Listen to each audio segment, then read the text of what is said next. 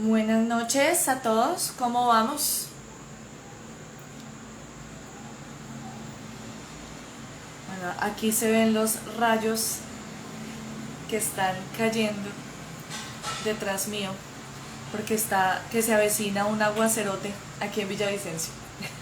Esperemos no tener problemas de conexión, que a veces sabemos que cuando llueve mucho por estos lados se va yendo la luz. Esperemos que no. Vamos a esperar un momento a que lleguen todos. Saludos para los que se están conectando, saludos para Angie, para Miguel Moreno, para Valentina Patiño, para Joana, Wendy. Bueno, yo espero ahí decir los nombres correctamente. Estoy guiándome por por lo que dicen sus nombres acá. Esperemos unos 2 minutitos, que sean las 7:05 y arrancamos, ¿vale?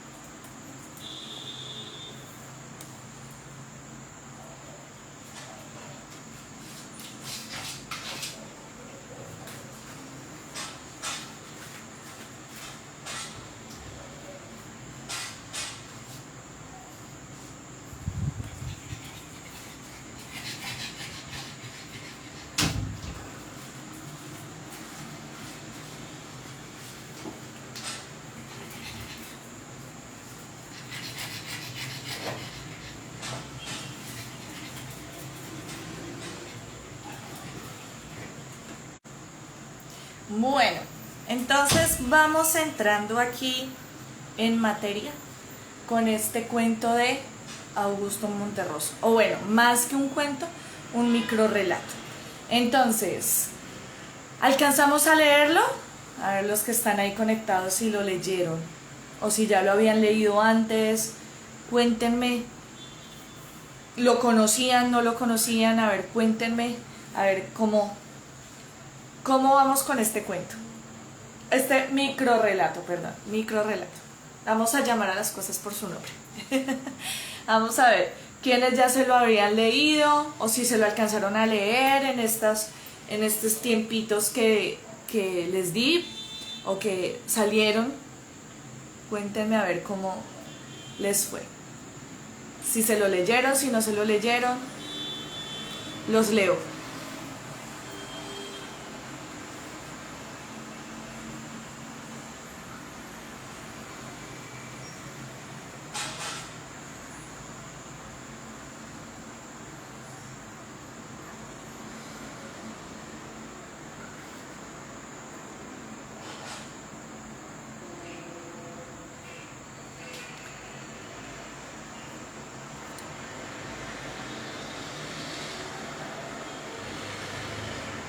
Bueno, parece que ninguno se lo había leído y pues si se lo leyeron, pues la idea es que lo comentemos aquí.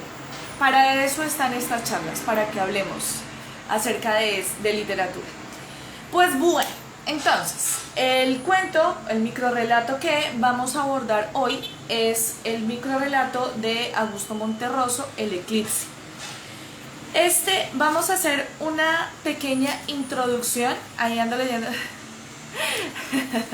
Ok, listo. Por aquí nos dicen que sí. Lu nos dice que sí lo andaba leyendo a última hora, pero lo alcanzó a leer un poquito. Tatiana decía que no lo conocía, pero ¿lo alcanzaste a leer, Tatiana, o no? ¿Alcanzaste a leer algo? Y Angie por acá dice que sí lo alcanzó a leer. Un segundo.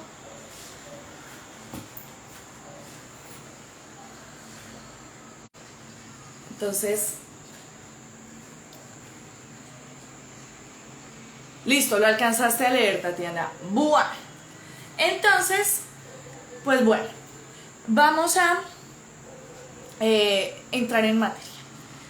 Para entrar en materia es importante decir que este microrrelato fue hecho en 1952 por Augusto Monterroso.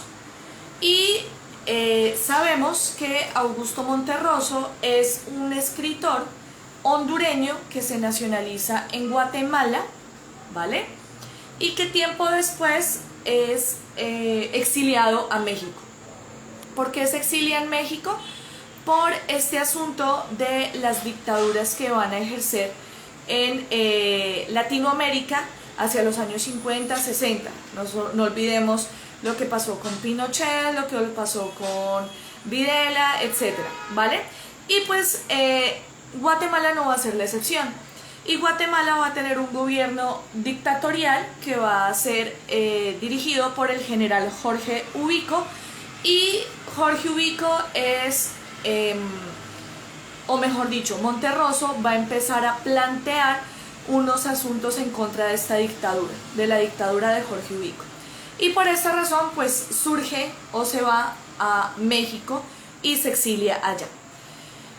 Monterroso es conocido como el maestro de la minificción y durante bastante tiempo ejerció el título de haber escrito el microrrelato más corto de toda la historia de la literatura, el cual es El dinosaurio. Me voy a permitir leerles un momentico El dinosaurio para que ustedes entiendan este asunto del microrrelato.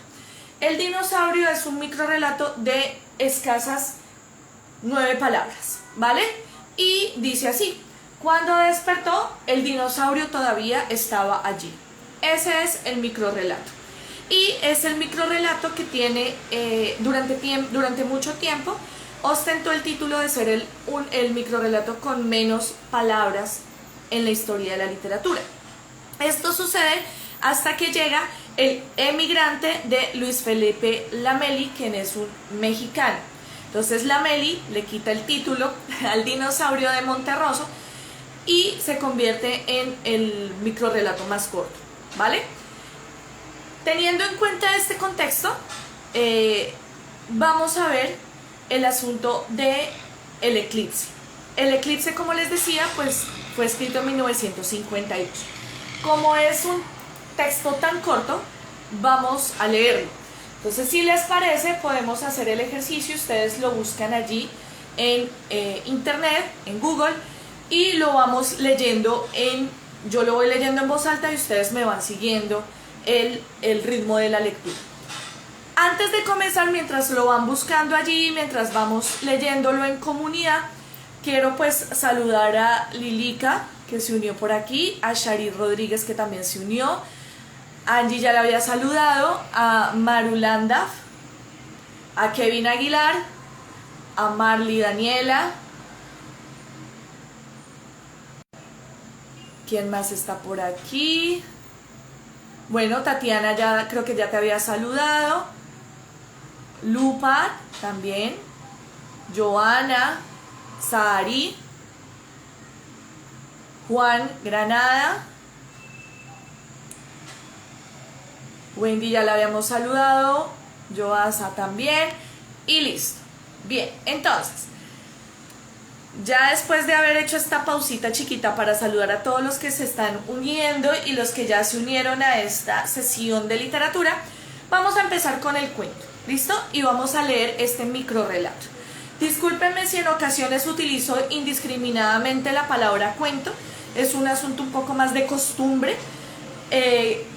pero voy a intentarlo para utilizar más microrrelato que cuento con el fin de ser precisos en literatura, ¿listo? Es decir, para ser exactos con el asunto de la teoría literaria.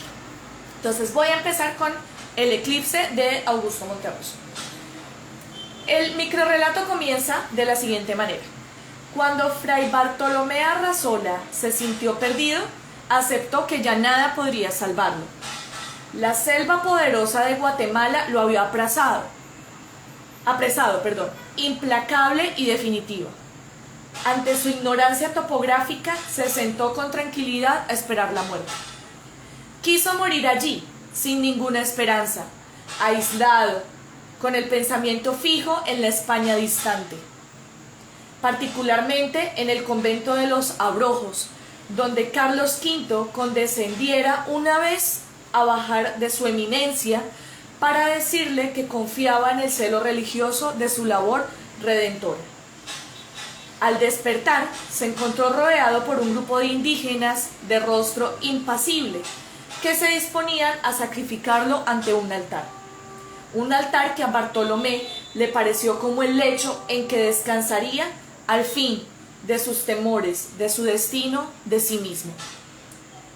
3 años en el país le habían conferido un mediano dominio de las lenguas nativas.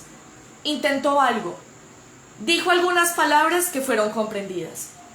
Entonces floreció en él una idea que tuvo por digna de su talento y de su cultura universal, y de su arduo conocimiento de Aristóteles.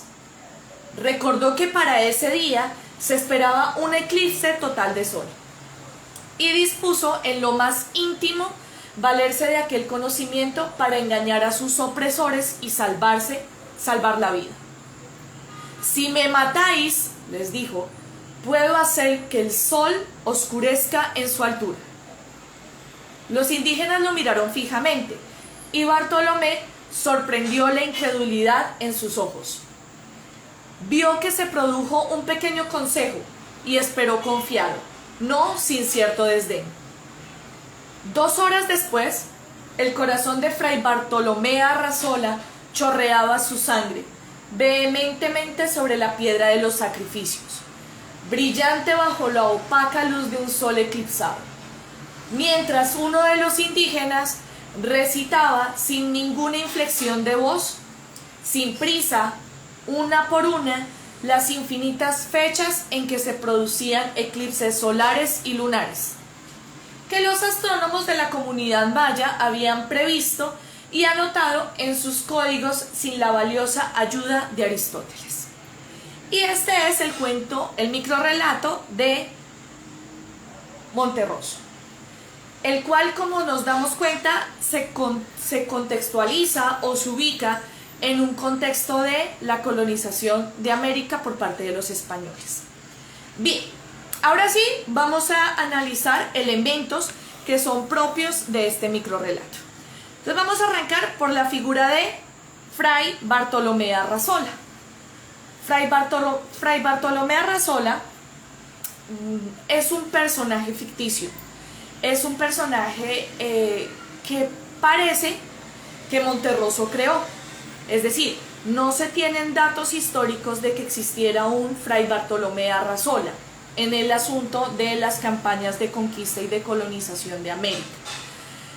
Entonces se podría suponer que es un personaje que crea Monterroso, ¿vale? Sin embargo, cuando hacemos la lectura del texto, nos damos cuenta que Fray Bartolomé Arrazola es un fraile franciscano, ¿vale? ¿Por qué podemos deducir esta información? Porque al principio del cuento, en el primer párrafo, nos habla habla de que Fray Bartolomé anhelaba volver al convento de los Abrojos.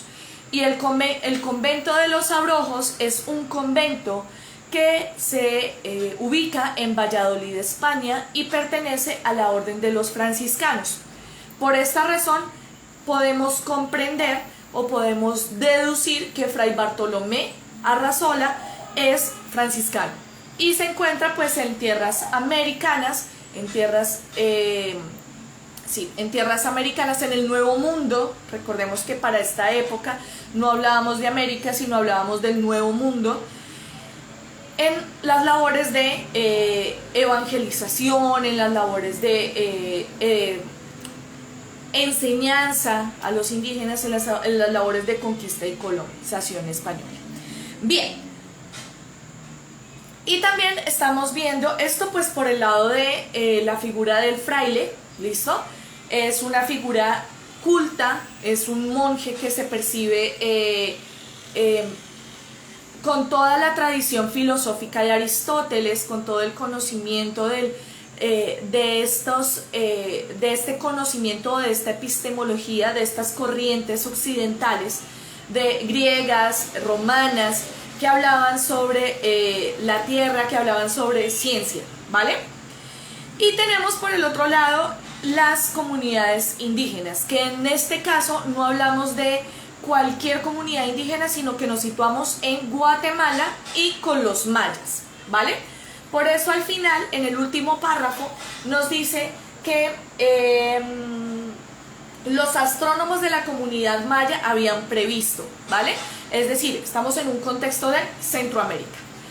Un dato importante que tener aquí en cuenta, que es posible que posteriormente lo repita, tiene que ver con el asunto de los mayas. Recordemos que históricamente, al momento de la llegada de los españoles al Nuevo Mundo, a América, los mayas ya no existían como tal, como es civilización, al igual que la civilización azteca y la inca. Es decir, los mayas hacían bastantes años habían desaparecido como civilización.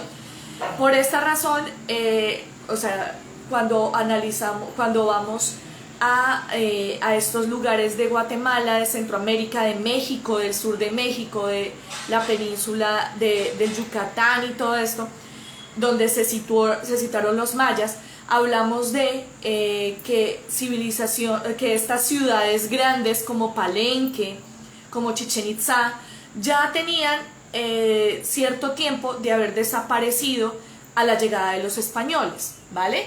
Entonces, aquí ¿qué tenemos? Comunidades indígenas descendientes de los mayas, es decir, que se identificaban como mayas por sus tradiciones, por haber sido hijos o nietos de esos mayas antiguos, de esos mayas de la civilización, pero pues ya no teníamos el imperio maya tal en el esplendor de la palabra, por decirlo así, como si sucedía con los aztecas y los incas, ¿vale? Esto pues para que lo tengamos en cuenta, porque después vamos a mirar un asunto importante con esto. Bien, tenemos entonces estas dos figuras, ¿no? La figura de Fray Bartolomé, español, ¿listo? Conquistador, bueno, más que conquistador, la figura religiosa española, ¿sí? Que vino a este nuevo mundo.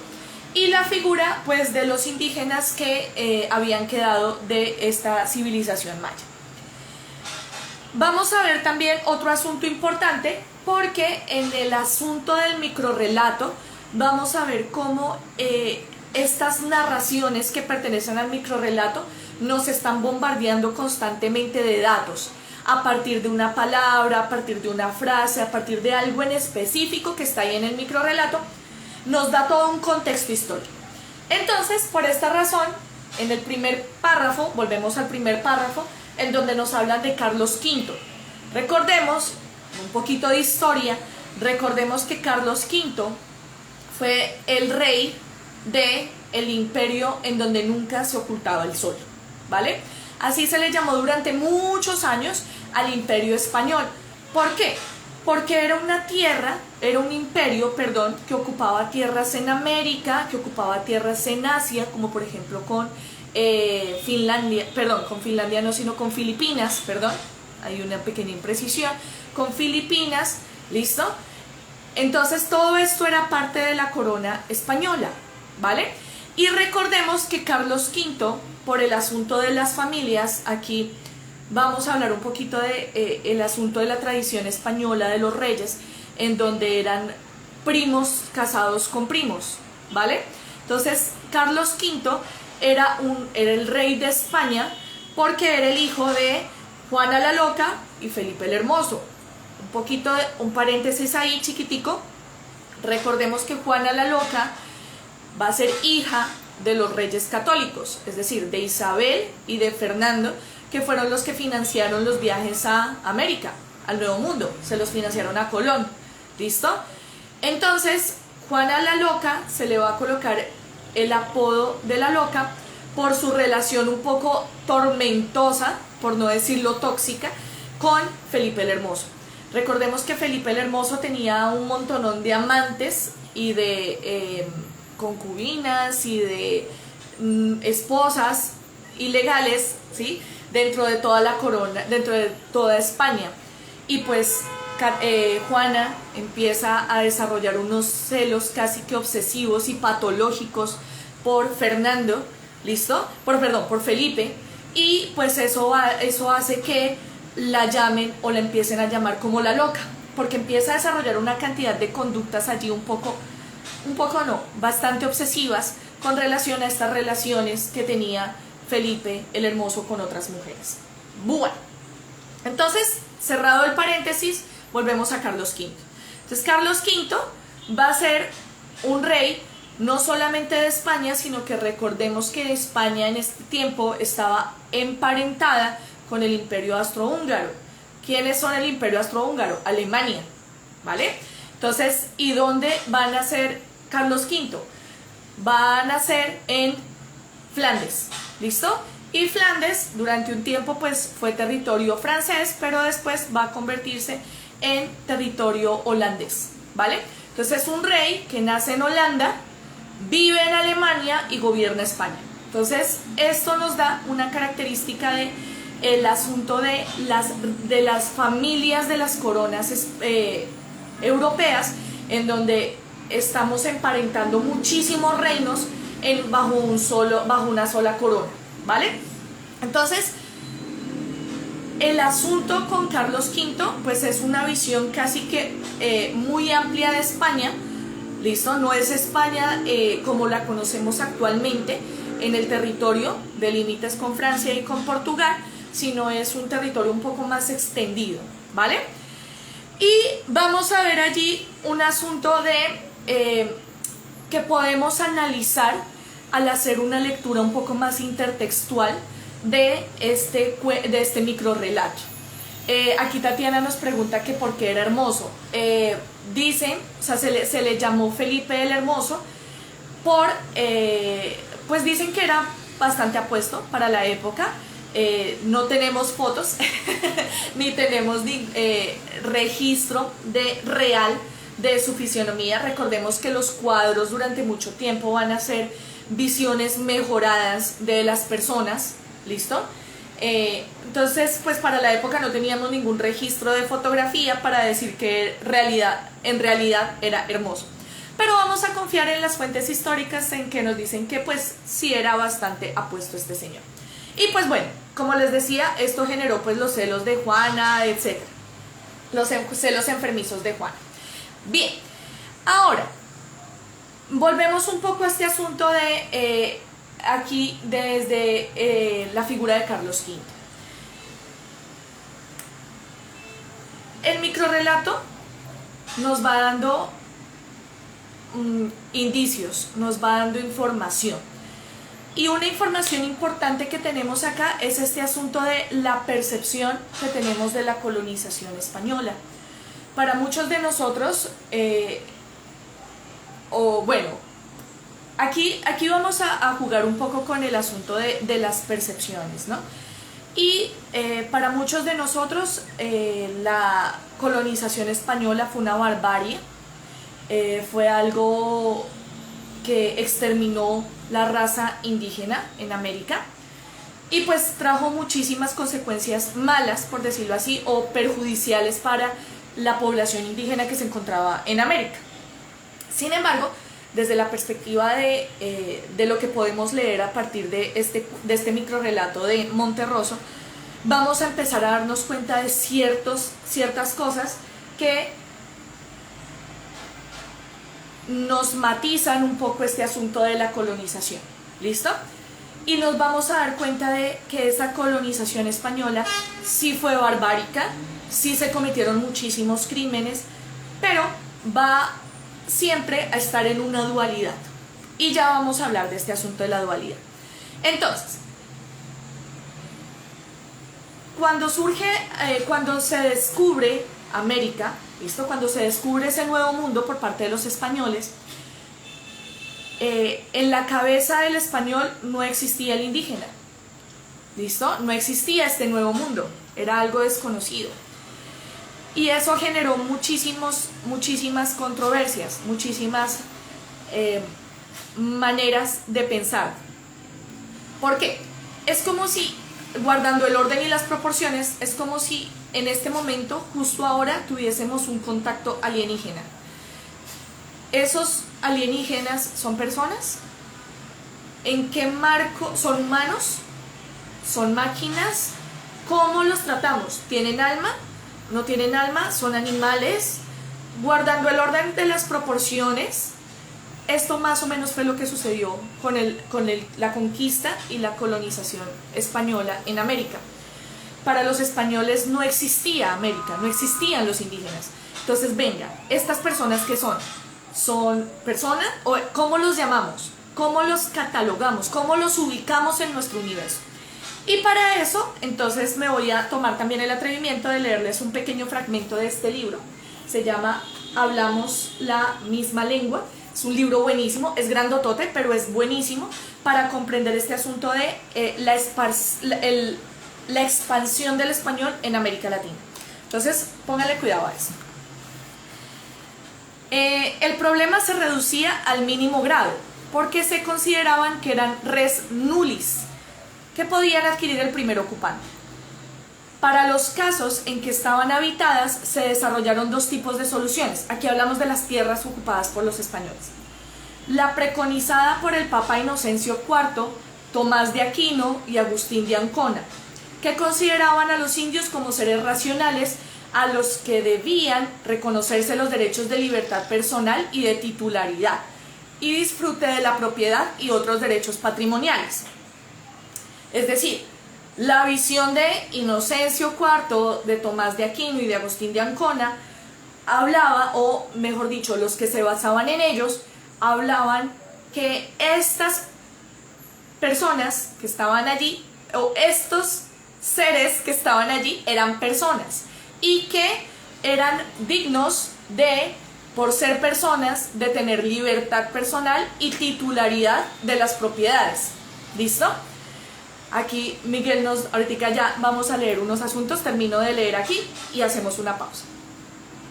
Pero por otro lado estaba la sostenida por Egido Romano, el cardenal ostiense Enrique de Susa y Alonso de Cartagena, que argumentaban que la inobservancia de la ley cristiana, es decir, estas personas, estos seres a los que descubrimos en América, no son cristianos, ¿listo?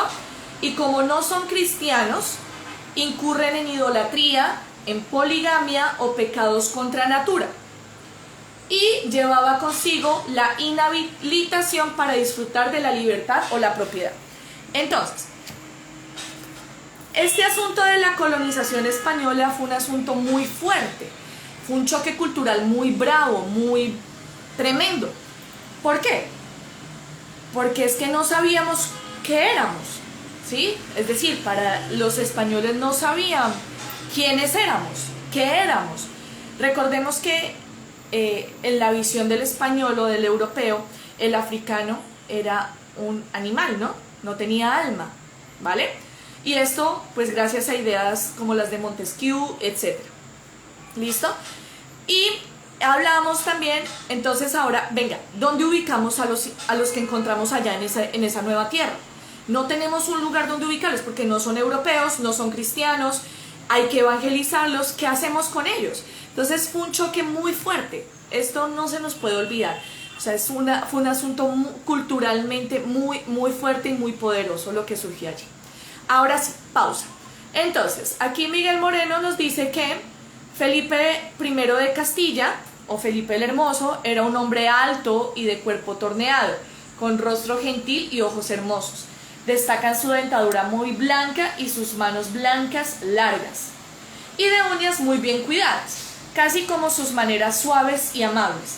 Este apelativo del Hermoso se lo dio el rey Luis XII de Francia en el año 1501, cuando de paso hacia Castilla se encontraron. ¿Listo?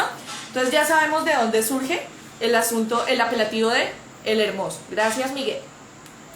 Y me voy a ir un poquitico para atrás para saludar a Héctor Vargas, a Beder Cole, que se unió por aquí. ¿Listo? Bueno, por aquí también está Catalina Sancheza, está Nicolás, lo saludo allí, Natura, Camila Martínez, Eric, guitarrista, Sebas Ávila, Juan Camilo Rojas. Listo, chicos, muchas gracias por unirse. Entonces, ahora sí, volvemos a conectarnos. Entonces, el asunto con la colonización y conquista española, pues es un asunto muy fuerte de analizar, ¿vale? En donde no nos cabe solo una perspectiva, y es un asunto que tenemos que mirar desde diferentes lados, desde diferentes perspectivas, porque no es totalmente malo ni es totalmente bueno, ¿listo? Como se nos ha hecho creer muchas veces. Bien, ahora volvemos al microrrelato. En el microrrelato hablamos también, o se ve también allí, el asunto de la ciencia, el debate entre la ciencia y los saberes ancestrales. Entonces, por un lado tenemos a Fray Bartolomé, que es el que ha seguido toda la tradición aristotélica, es el que tiene todo en su cabeza toda la tradición occidental, el conocimiento, digámoslo así, el conocimiento legal, el conocimiento dado por los grandes filósofos, por toda la parte de la tradición europea. Pero tenemos por otro lado lo que en algún momento se pudo haber considerado como superstición, pero que va a conocerse actualmente como los saberes ancestrales, y era lo que tenían los mayas. Entonces, en el cuento vemos cómo Fray Bartolomé cree que es el dueño absoluto del conocimiento y les echa el carretazo a los indígenas, ¿no? Entonces les dice, si ustedes me matan, yo oscurezco el sol y ustedes se la van a ver porque estoy haciendo un evento cósmico, y empieza a generar allí el miedo, ¿no? El suspenso, el terror hacia los indígenas, creía él. Pues, ¿qué sucede? Que los mayas ya tenían ese conocimiento desde hace muchos años atrás, porque los mayas eran una cultura que trabajaba la astrología, ¿listo? Entonces ellos ya sabían perfectamente cuándo habían eclipses, qué era lo que pasaba, etc. Entonces ahí vemos esta dualidad, el asunto de la ciencia y lo que supuestamente es el saber ancestral. Es decir, lo europeo y lo americano. Bien. Otro asunto importante que tenemos que tener en cuenta cuando leemos este microrrelato es el asunto de la famosa malicia indígena. ¿Listo? Y aquí vamos con un asunto importante por el cual podemos decir que la conquista española o que el asunto de la colonización española, digámoslo así, que no es un asunto que se pueda juzgar desde una misma perspectiva de barbarie. ¿Listo? Es decir, la conquista española no la podemos, o la colonización española no la podemos analizar bajo la perspectiva de es que nos mataron, nos sacrificaron, nos hicieron, y está bien, sí, eso pasó, pero no solamente eso pasó, porque los españoles y los conquistadores y los colonizadores también se vieron afectados por muchas cosas que pasaban en América, ¿vale? Es decir, fue un asunto de choque, por eso hablamos de que la colonización española fue un choque muy fuerte y que trajo consecuencias no solamente para América, sino que también trajo consecuencias muy fuertes para España. Por ejemplo, el asunto de la sífilis, ¿vale? La sífilis se contrae por la unión entre el español y el indígena, ¿listo? El asunto de las enfermedades, de las barreras biológicas, todo eso, pues fue un asunto muy fuerte. Y aquí hablamos, y es un asunto que se ve muy allí, una pista, un indicio de esto, en el microrrelato de Monterroso, que tiene que ver con la malicia indígena y con la inocencia española, ¿vale? Cuando se conquistan las nuevas tierras, el español viene con unas visiones y con unos relatos medievales, ¿listo? No podemos olvidar las leyendas con las cuales se teje todo el asunto de la conquista y la colonización española. Es decir, ¿cuáles eran esas leyendas? En la colonización se tejieron leyendas o se reprodujeron leyendas, como por ejemplo la de la Fuente de la Juventud, la de la Ciudad de Oro y las Amazonas. Estas leyendas tienen una tradición histórica muy fuerte, ¿listo? Y nos van a dar cuenta de muchos elementos históricos. Entonces, por ejemplo, la Fuente de la Eterna Juventud. La Fuente de la Eterna Juventud es un relato que viene desde las leyendas del rey Arturo en Inglaterra, ¿listo? Con las leyendas del Santo Grial, ¿vale? Y la fuente o el lugar donde donde se creía que estaba la Fuente de la Eterna Juventud en América, era la Florida. ¿Por qué? Porque fijémonos que Estados Unidos y este territorio va a ser conquistado ¿por quiénes? Por los ingleses. ¿Y quiénes traían esta leyenda? Pues el rey Arturo, ¿no? Los ingleses. Por esa razón se va a ubicar allí, ¿listo? El dorado va a ser una tradición, o la Ciudad de Oro viene desde la antigua Ur, ¿no? Desde lo del asunto del rey Salomón, muchas cosas allí, es decir, tiene un ancestro judío allí. ¿Y quiénes van a tener o dónde se va a ubicar la leyenda del dorado o la leyenda de la Ciudad de Oro? En América del Sur, con el asunto de la colonización española, ¿no? Entonces, la colonización española va a ubicar el asunto del dorado en esta parte de Sudamérica. ¿Por qué? Por la ancestralidad, por los referentes judíos que tenía España para la época. Recordemos que en este momento España va a tener mucho referente judío y árabe, ¿no? Que estuvo viviendo allí, en la parte española. Bien, y tenemos entonces el asunto también de las Amazonas, que las Amazonas las vamos a ver desde la tradición griega, ¿vale? Que eran unas tribus o eran unos grupos de guerreros, de guerreras femeninas, ¿listo? En donde eran las mujeres las que mandaban, es decir, el matriarcado, ¿listo? Y este asunto lo vamos a ver por esta razón, el Amazonas va a llevar este nombre, ¿no? porque cuando hacen toda la expedición por el Amazonas, Cabeza de Vaca, si no estoy mal, creo que fue Orellana, no me acuerdo muy bien este dato, van a ingresar al Amazonas o van a navegar la cuenca del río Amazonas, van a darse cuenta que hay unas tribus indígenas de guerreras, mujeres, en donde son las mujeres las que combaten, las que los van a luchar, las que los van a enfrentar cuando se encuentran con ellos. Entonces, cuando el español llega acá, tiene toda esa tradición, tiene todas esas leyendas medievales, todos esos relatos medievales, y dice, aquí es donde voy a encontrar estos relatos y donde los va a personificar. Entonces, aquí vemos este asunto de la malicia indígena. ¿Por qué? Porque el indígena jugaba con esto, ¿listo? Es decir, tenemos la inocencia española o la inocencia del conquistador europeo que ve en este nuevo mundo ese lugar mitológico donde se cumplen todas esas leyendas, ¿listo? Que ya les mencioné. Recapitulemos: la leyenda de la eterna juventud, la de la ciudad de oro y la de las Amazonas, y las va a ver cumplidas en este lugar, porque este lugar era mágico para ellos. La fauna, la flora, las personas, los ríos, el agua, todo lo que encontraron acá no tenía lugar en la cabeza del español, porque no tenía comparación con lo que era Europa, ¿vale? Entonces tenemos esa inocencia española y pues tenemos esa malicia indígena, ¿no?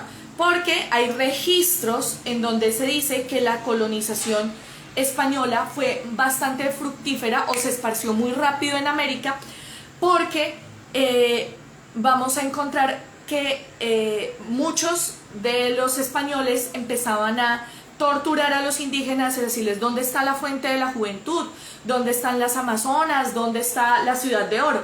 Y ellos, los indígenas, decían, bueno, pero ¿de dónde surge todo eso? Y empezaban a dispersarlos por todo el continente diciéndoles, no, aquí no es más abajo, porque tenemos registro de que hay un cacique que bla bla bla, y que hay un jerarca que bla bla bla, y etc. Y los mandaban y los dispersaron por todo el continente, ¿vale? Y también acá hay un asunto importante, y es, tenemos que, es importante tener en cuenta que las grandes civilizaciones que encuentran los españoles a la llegada a América no son las civilizaciones pacíficas, no son los indígenas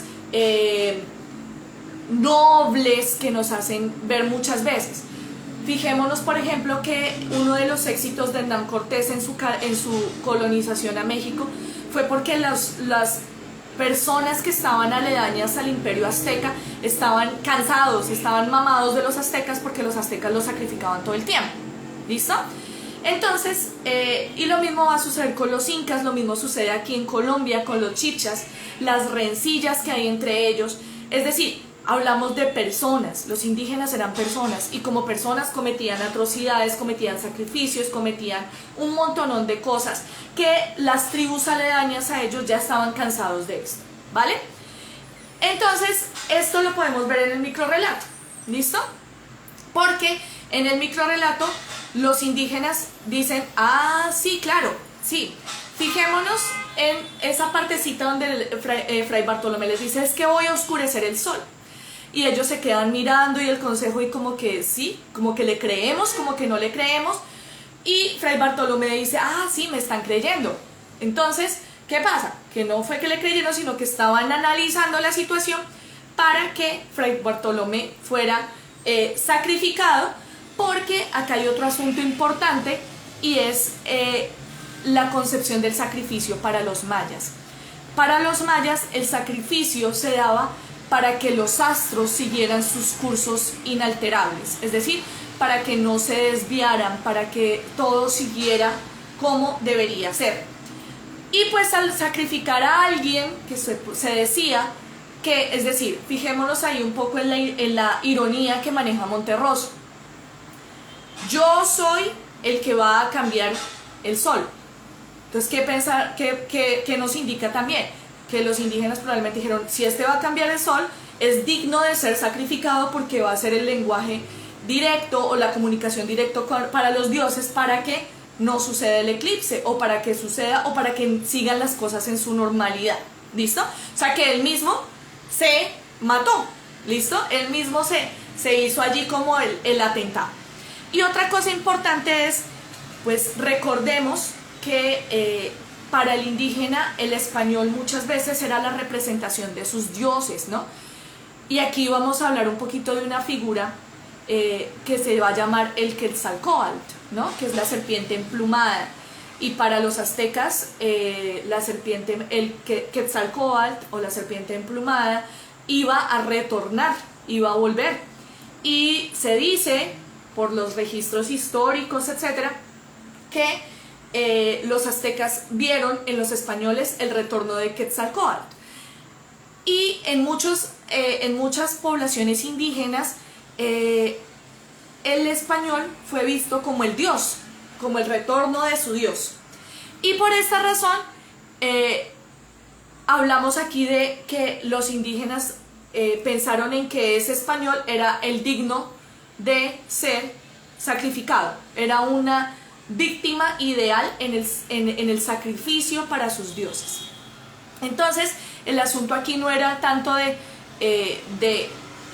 pobres indígenas ignorantes como lo pensaba Fray Bartolomé, sino más de un asunto de malicia indígena.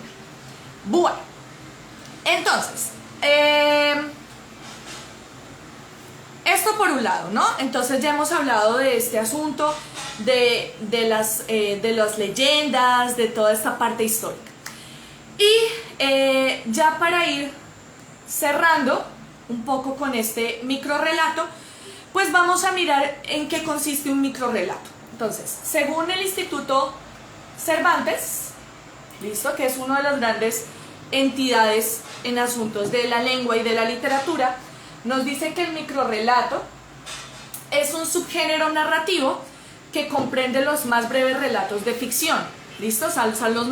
Dentro de la ficción, el microrrelato es el más breve, el más pequeño. Y se produjo con cierta regularidad a inicios del siglo XX. Se dice que autores de todas las nacionalidades se dejan de seducir por el reto técnico de la minificción y que es algo muy muy dado en Hispanoamérica, es decir, en España y América. Ahora, ¿qué se necesita para construir un microrrelato? Entonces, construir un microrrelato no es hacer un cuento breve, no. Para hacer un microrrelato necesitamos de 5 elementos importantes, que los vamos a ver en la obra de Monterroso. ¿Cómo se aplican en la obra de Monterroso? En primer lugar, la brevedad.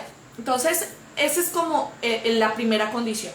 Que sea un criterio de un número de palabras exacto o que visualmente solo ocupe una página. ¿Listo? Esa es una de las condiciones del microrrelato. Que sea breve, que solamente tenga una extensión que sea una extensión muy pequeña. En segundo lugar, nos dice que tenga ficción.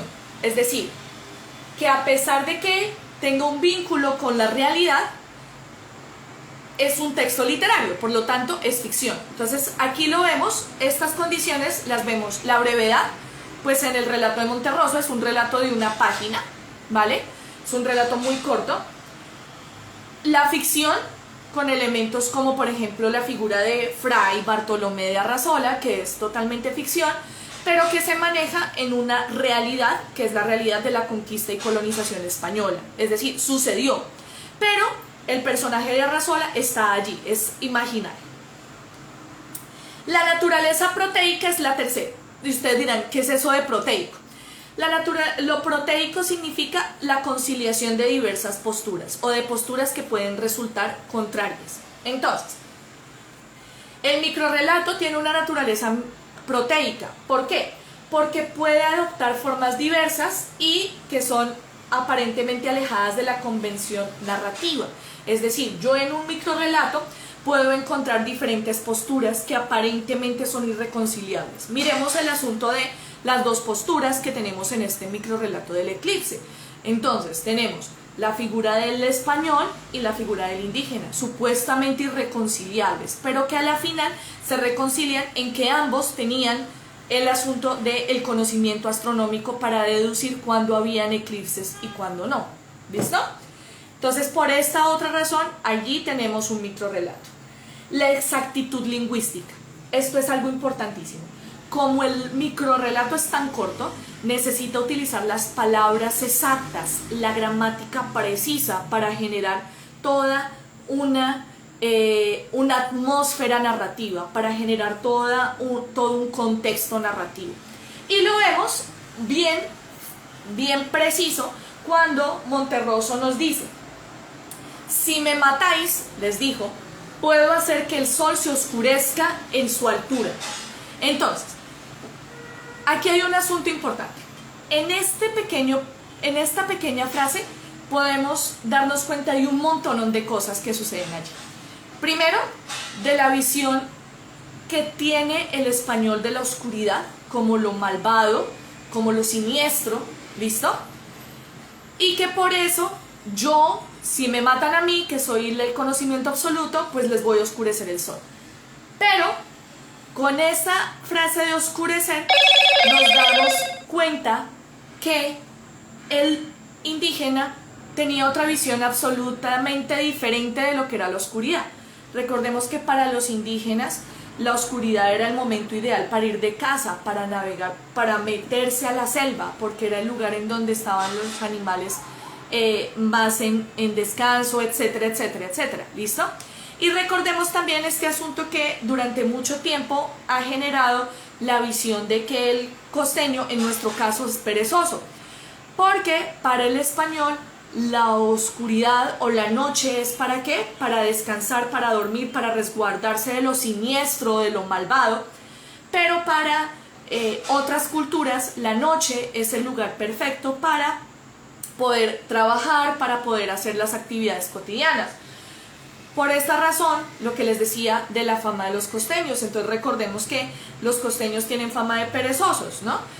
Pero ¿qué pasaba? ¿O de dónde surge esta fama? Surge porque en la colonia, en esta parte del país, los trabajadores de los cultivos, que eran indígenas o que eran africanos, trabajaban en la noche y dormían en el día. Entonces, cuando el español los veía durmiendo. Pero no se daba cuenta que habían trabajado durante toda la noche, porque por condiciones climáticas pues es mucho mejor trabajar en la noche, donde es mucho más fresco el clima, que trabajar en el día donde estoy a 34 grados, 35 grados bajo sombra y donde no puedo hacer el asunto de trabajar fuertemente. ¿Listo? Entonces, en este asunto, en esa frasecita pequeñita que nos da Monterroso, en donde Fray Bartolomé amenaza con oscurecer el sol, podemos percibir toda esta cosmología, esta cosmogonía y esta cosmovisión de lo que era la oscuridad, tanto para el español como para el indígena. Bien, hablamos también de la intertextualidad. Y el microrrelato tiene que ser intertextual. El microrrelato tiene que figurarme o tiene que mezclarme otros textos, ¿listo? Tiene que manejármelos al interior, tiene que retarme a que yo los conozca. Y es en este punto en donde vemos que este microrrelato me maneja una intertextualidad muy fuerte, porque me está manejando el asunto del conocimiento de las órdenes franciscanas, de quién era Carlos V, de todo el asunto del Imperio Español, de Aristóteles, de la tradición occidental, del conocimiento ancestral de las comunidades indígenas que habitaban América, etcétera, etcétera, etcétera. De la malicia indígena, de las leyendas. Fíjense cómo a partir de ese microrrelato podemos hablar de todo esto. ¿Por qué? Pues porque esa es la intención del microrrelato. Entonces, saquémonos un poco de la cabeza que el microrrelato es solo escribir un cuento pequeñito y ya. No, el microrrelato tiene que tener las palabras exactas, el verbo exacto, las figuras precisas para poderme abrir todo un universo narrativo, que es lo que sucede con Monterroso. Y he allí la riqueza del microrrelato. Entonces, en el microrrelato siempre estamos a la expectativa de algo. Y es la diferencia con el cuento. El cuento pues me va a dar un poco más de chance, un poco más de indicios sobre esto. El microrrelato es así y me bombardea todo el tiempo de todo esto. ¿Vale? Entonces, aquí ya voy a ir terminando y pues para ir terminando voy a ir leyendo sus comentarios que por acá los iba leyendo. Entonces, voy a comenzar desde un poco más arriba de lo que está allí y bueno, voy a saludar a los que se unieron allí. Aquí veo mucha información.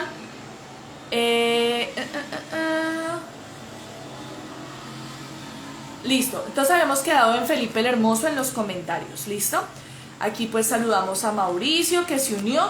Aquí Miguel Moreno nos habla de que por eso en Piratas del Caribe se ve allí, y las narraciones que el agua cae para arriba y todo lo que se ve sacado de los cronistas de las Indias y de los relatos medievales. ¿Listo? Gracias. En 1542, Francisco de Orellana, al frente de unos 70 hombres, llevó a cabo la primera exploración del Amazonas. Tras sufrir todo tipo de penalidades, la expedición alcanzó la desembocadura en el Atlántico. Entonces, estaba bien, no estaba equivocada. Orellana también estuvo ahí en este asunto de el Amazonas. Y algo importante con esto, chicos, es que si bien es cierto que tenemos algunas costumbres en donde donde existe machismo en Latinoamérica, no podemos negar que Latinoamérica es una sociedad muy matriarcal, y sobre todo Colombia. Colombia es demasiado matriarcal. Por eso la figura de la tierra, recordemos que estas comunidades indígenas, y creo que nos heredaron muchas cosas de la visión de la mujer. Sus diosas era Bachué, la relación con el agua, lo femenino. Entonces no podemos negarlo. No podemos negar que si bien como mujeres hemos tenido algunas injusticias sociales, no podemos negar ni tampoco nos podemos hacer los de la vista gorda y decir que somos una sociedad, que Latinoamérica o que Colombia, vamos a hablarlo específicamente en Colombia, es netamente patriarcal. Y esto lo vemos en situaciones muy comunes, como por ejemplo las familias. Si en una familia se muere el abuelo, tenemos duelo, lloramos, nos duele, pero la familia persiste. Pero si se muere la abuela, la familia se atomiza, se divide, porque somos sociedades matriarcales, ¿listo? Es decir, fijémonos en el asunto de por qué en Latinoamérica pegó tanto la imagen de María. Recordemos la Virgen de Guadalupe, todas estas figuras femeninas que están muy presentes en Latinoamérica. A pesar pues de todos estos asuntos un poco de machismo o de estos asuntos de discriminación a la mujer. No podemos negar y no nos podemos hacer de la vista gorda al decir, no, que Latinoamérica es muy patriarcal. No, hablaríamos más bien que somos muy matriarcales. Bien, y por esto pues el mito de las Amazonas, ¿no? La leyenda de las Amazonas. Bien, aquí también nos dice Miguel Moreno que Gaspar de Carvajal, fraile dominico, cronista de Orellana, dijo sobre las Amazonas: estas mujeres son muy membrudas y andan en cueros haciendo tanta guerra como 10 indios, ¿vale? Entonces aquí saludo a Katy, Lee, a Yureina. Aquí Tatiana nos hacía una pregunta que dice: ¿puede ir algo de historia verídica en el relato? Claro que sí. Recordemos que una de las características del microrrelato es esa, que haya veracidad y que haya ficción, ¿no? Una dualidad allí. Y que el asunto sea intertextual, ¿vale? Y la intertextualidad la vamos a ver en este asunto de las historias verídicas que se manejan en los microrrelatos. Bien, Miguel Moreno dice que sí, todo cuento es verídico. Espérenme que se me perdió. Los mayas, los españoles, los frailes, la conquista, los sacrificios, Aristóteles, los calendarios, la astronomía, todo esto es verídico. Y aquí saludo a MS20H que se unió. Héctor nos dice: la guerra florida, su objetivo era conseguir víctimas para el sacrificio. Ajá, entonces recordemos, no sé si ustedes han visto por ejemplo Apocalipto, es una película que habla sobre los aztecas, ¿no? Y recordemos que muchos pueblos aledaños a los aztecas y a los incas estaban ya hartos, cansados de todas las masacres que hacían los aztecas a esos pueblos. Es decir, los aztecas no se sacrificaban a ellos mismos, no era población de los mismos mexicas los que sacrificaban, era población de los pueblos aledaños, ¿listo? Entonces eso es importante porque eran imperios, punto. ¿Listo? Por más indígenas que fueran y por más a veces que los intentamos idolatrar e intentamos ponerlos en un lugar de inocencia y que pobrecitos, pues ni eran tan pobrecitos ni eran tan justos, por decirlo así, ¿vale?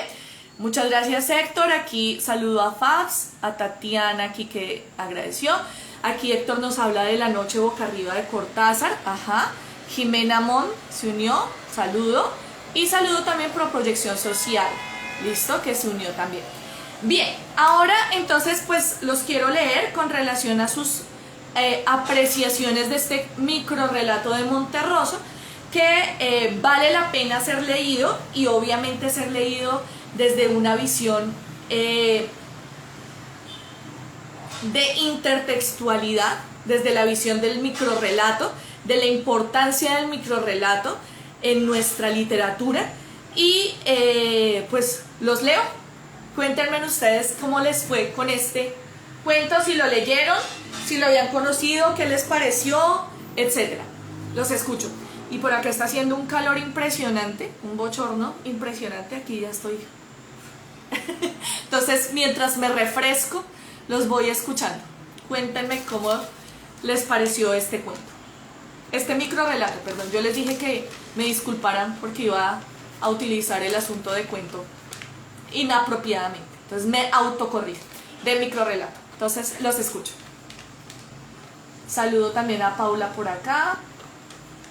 Mientras ustedes me van contando cómo les pareció este microrrelato.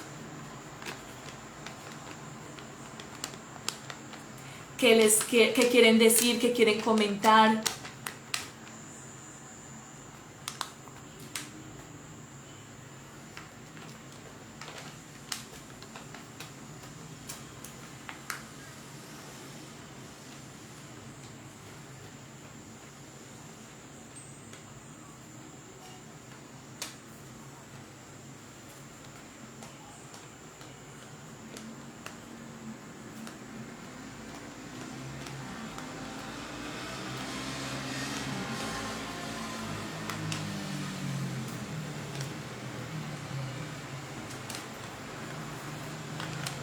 Sé que están escribiendo, entonces por eso los estoy esperando.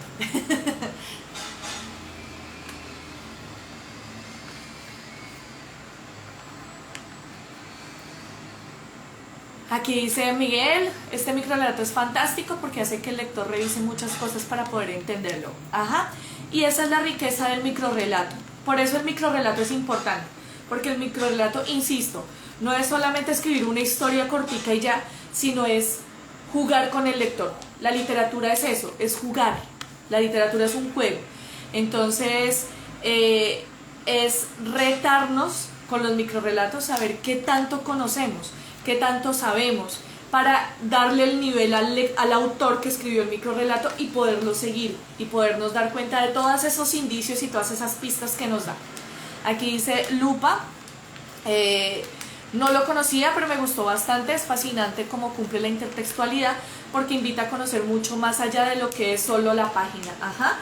Y creo que por eso es Monterroso. O sea, no por nada es considerado como el pionero, bueno, más que pionero, como uno de los grandes del microrrelato, el maestro del microrrelato. Y pues en este cuento, en este asunto, insisto, perdón, en este microrrelato lo vemos a la perfección. ¿Listo? ¿Quién más me quiere compartir esa opinión, llamémoslo, de ese microrrelato?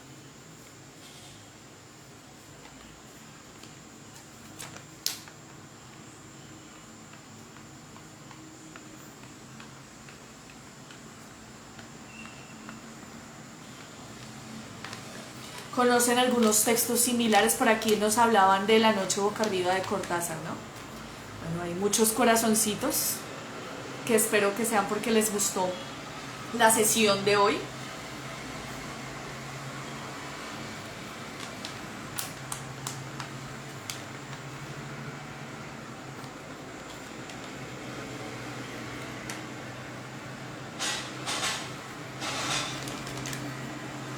A ver, ¿quién más me quiere dar su opinión, su comentario sobre el texto?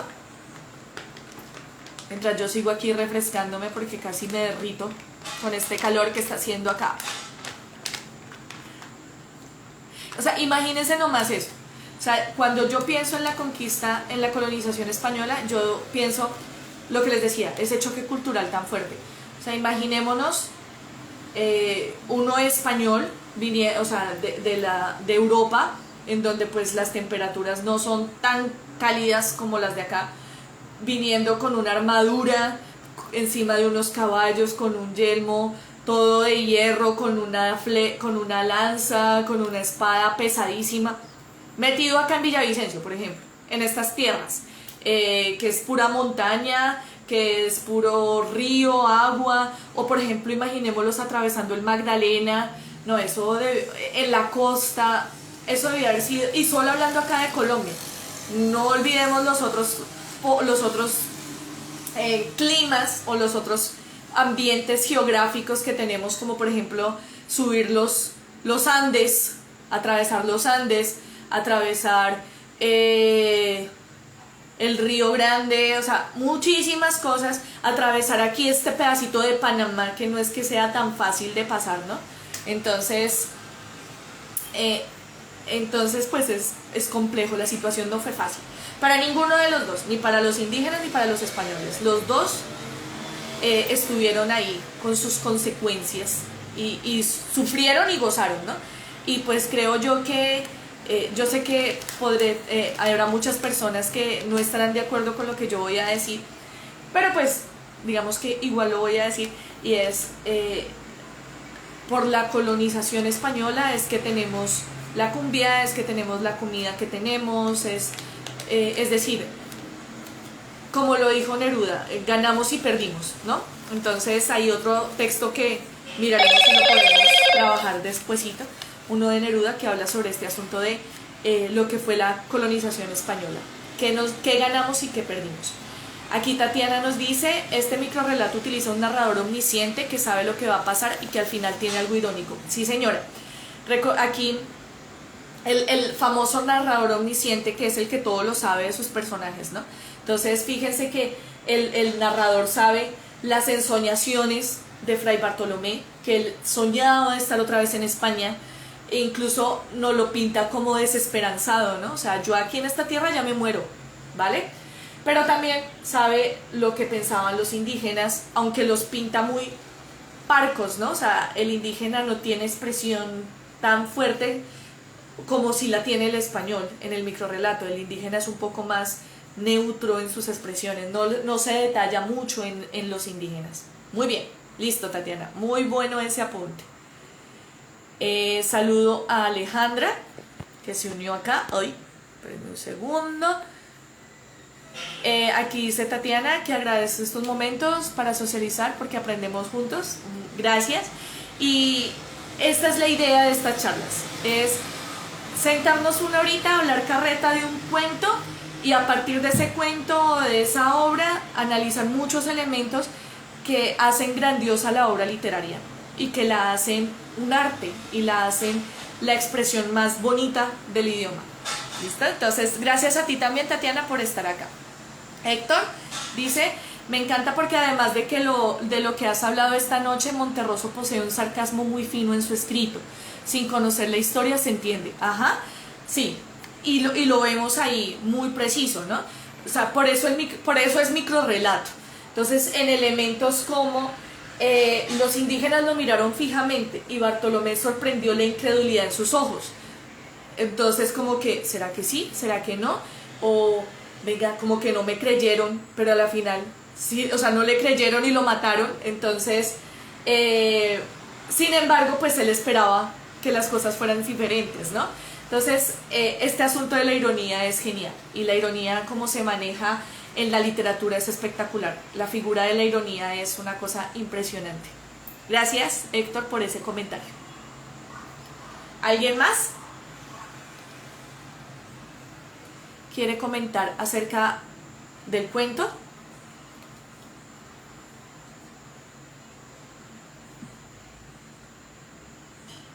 Bueno, yo creo que voy cerrando, me pasé un poquito más de la hora.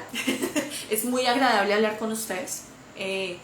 Y nos reunimos dentro de 15 días con otro cuento que dentro de poco les estaré diciendo cuál es. Así que feliz noche, muchas gracias por asistir. Sigan leyendo microrelatos, sigan leyendo literatura. Y pues nada, nos vemos en una próxima sesión para seguir literaturando y hablando carreta de literatura. Un abrazo, chao. Muchas gracias por asistir.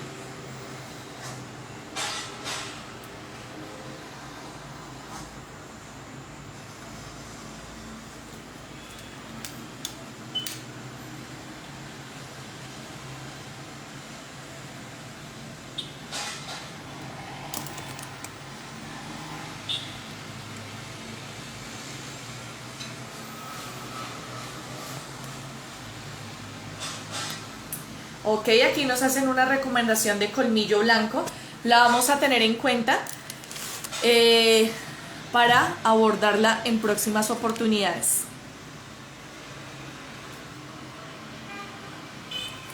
Gracias a todos.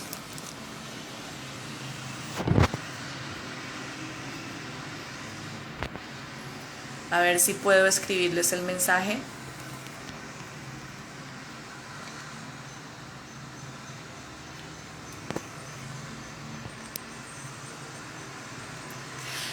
Sé que el término literaturiando no existe, pero es hablando de literatura. Hasta luego, feliz noche, cuídense mucho y nos vemos con un próximo cuento. Chao.